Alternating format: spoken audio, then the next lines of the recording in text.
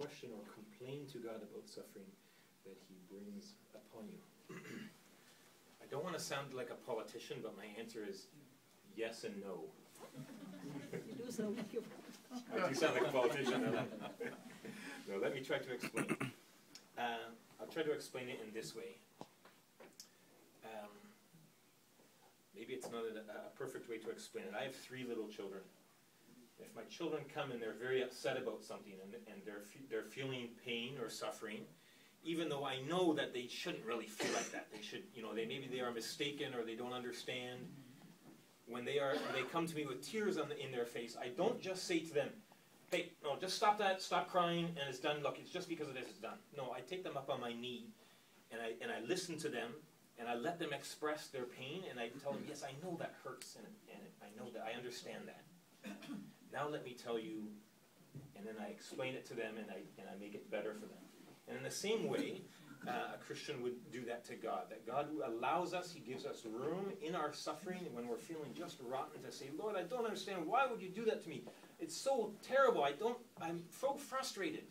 That the Bible gives us liberty to speak to God like that.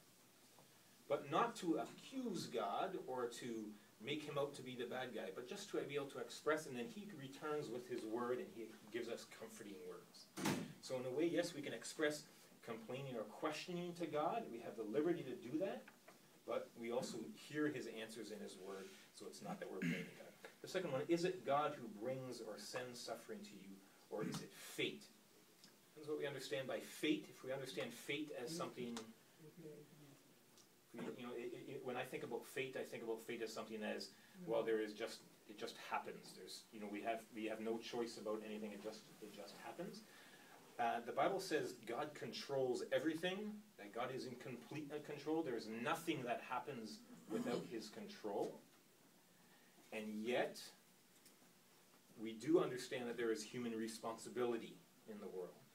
And that also our choices, for instance, can bring certain consequences upon us so that we might suffer because of poor choices we make. So yes, I believe that it is God who controls all things, and so he also controls suffering in the world. And yet, I don't accept it as fate, because he also gives us, in his covenant relationship, he gives us human responsibility and choice as well.